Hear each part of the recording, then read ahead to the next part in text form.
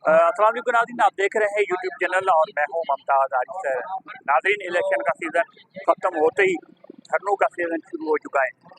सिंध में इलेक्शन के बाद JUI की जानिब से सिंध भर में धरनों का ऐलान किया गया है। मुख्तलिफ मकामात पर धरने दिए गए हैं। यहाँ उमरकोट में भी JUI उमरकोट की जानिब से यहाँ पर 3 तलवार चौक पर धरना दिया गया है। उनका कहना है कि उनका जो मैंडेट है वो चोरी हो चुका है। यहाँ पर उलमा इकराम यहाँ पर धरने में बैठे हैं। हम उनसे गुफ्तगू करते हैं कि उनका क्या कहना है। मैं आपसे दरख्वास्त करूंगा कि मेरे YouTube चैनल को सब्सक्राइब करें, घंटी वाले बटन को दबाकर ऑल पर क्लिक करेंगे, तमाम जो मेरी वीडियोज़ हैं वो आप तक आसानी से पहुंच सके।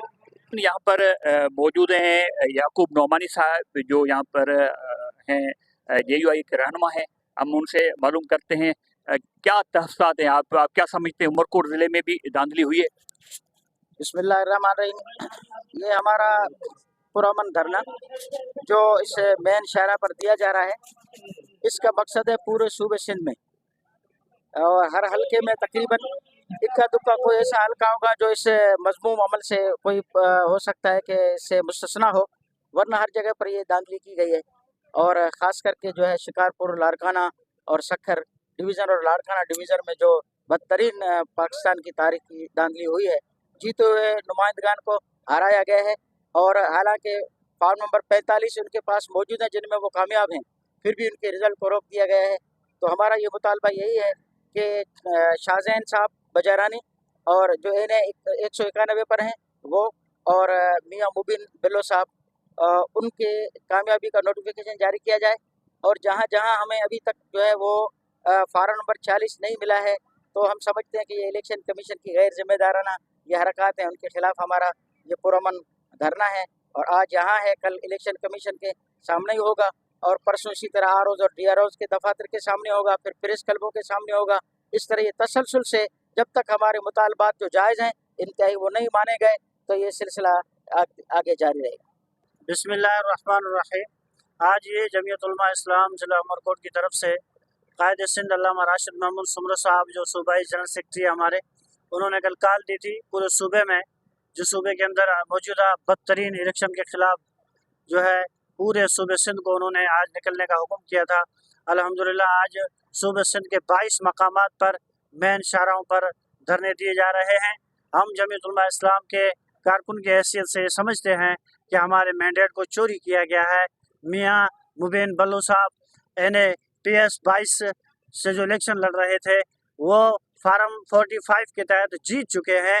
7000 की लीड से वो जीत रहे हैं, लेकिन उनकी 7000 की लीड से जीती हुई सीट को उनसे छीन कर पीपल्स पार्टी के उम्मीदवार का ऐलान कराया गया है।